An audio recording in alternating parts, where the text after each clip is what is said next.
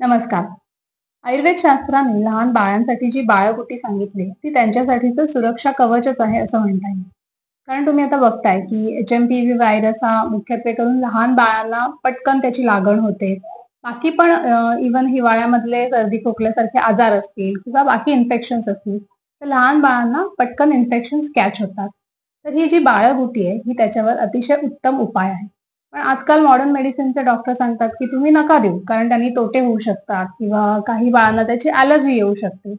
तर आपण आपल्या बाळांना या बाळगुटीचे जास्तीत जास्त फायदे कसे होतील, यासाठी काय करता येईल आणि त्यांना ॲलर्जी होऊ नये किंवा काही तोटा होऊ नये, यासाठी काय-काय काळजी घेता येईल, ते आपण आजच्या व्हिडिओमध्ये बघणार आहोत. मी डॉक्टर दीप्ती कंधारे, मनसा वेलनेसमध्ये सगळ्यांचं मनापासून स्वागत. तर आपण बघितलं, की मॉडर्न मेडिसिनचे डॉक्टर्स हे बाळगुटीला नाही म्हणतात, त्याची काही कारणं आहेत. पहिलं कारण म्हणजे लहान मुलांना पटकन त्याच्यातनं इन्फेक्शन होऊ शकतं. म्हणजे 6 महिन्याच्या आतल्या मुलांना स्पेशली. तर त्यासाठी मुख्यत्वे करून स्वच्छतेची काळजी घेतली पाहिजे. म्हणजे तुम्ही जेव्हा गुटी आणता, तर ती गुटी म्हणजे सेपरेट औषधं असलेली अशी गुटी आणायची. म्हणजे 19-20 औषधं असतात आणि ती उगाळून द्यायची सहाणेवर. तर यासाठी काय काळजी घेतली पाहिजे, ती गुटीची द्रव्य आणली, की पहिले ती गरम पाण्याने स्वच्छ धुवून घ्यायची.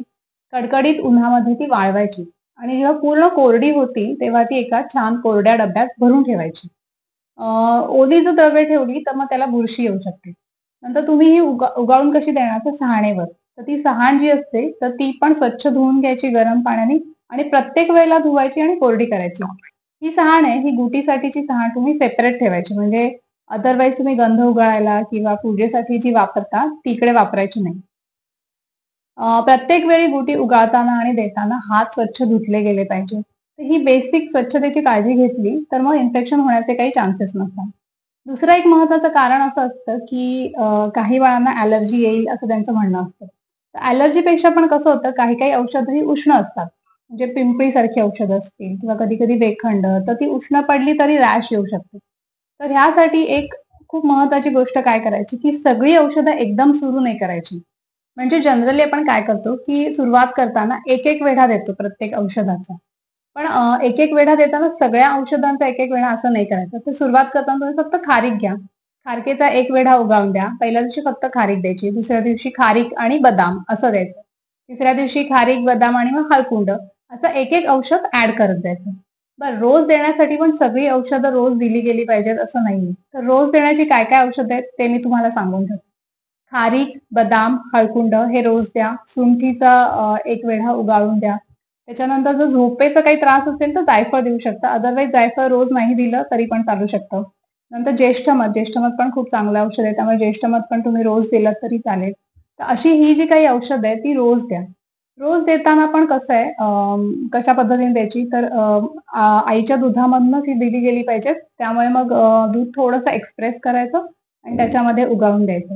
जर हे पॉसिबल नसेल तर उकळलेलं पाणी वापरायचं आणि त्या पाण्यामध्ये उगाळून द्यायचं.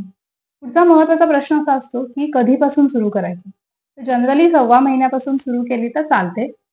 पण जर बेबी प्रीमॅच्युअर असेल, वेट कमी असेल किंवा डॉक्टरांनी अजून काही स्पेसिफिकली सांगितलं असेल, तर 2 महिन्याच्या नंतर द्या.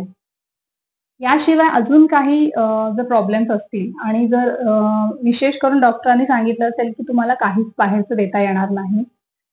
विशेष काळजी घ्यायची असेल, तर मग बेटर वे तुम्ही 6 महिन्यानंतर चालू केलं तरी पण चालेल. पण सुरुवात करताना एक-एक वेढा अशा पद्धतीने चालू करायचं. अशा पद्धतीने तुम्ही एक-एक औषध जर ॲड करत गेलात ना, तर एखाद वेळेस एखादं औषध सूट नाही झालं, काही ॲलर्जी आली, तरी पण तुम्हाला लक्षात येऊ शकतं. आता आपण बघूया, की ही रोजची औषधं झाली, तर स्पेसिफिकली कोणकोणती औषधं देता येतात. सर्दी आणि खोकला यासाठी जसं मी तुम्हाला म्हटलं, तसं पिंपळी खूप चांगली असते. म्हणजे पिंपळीने कफ कमी होतो. वेखंड तुम्ही देऊ शकता. तर वेखंड उगाळून दिलत 1-2 वेळे, तर त्याने पण कफ कमी व्हायला मदत होते. ज्येष्ठ मध तर तुम्ही रोजच्या गुटीमध्ये देऊ शकता. कारण ज्येष्ठ मध तसं माईल्ड पण आहे आणि कफ कमी पण होतो. नंतर ताप वगैरे असेल, तर मग त्याच्यात तुम्ही अतिविष नावाचं जे औषध आहे ते उगाळून देऊ शकता.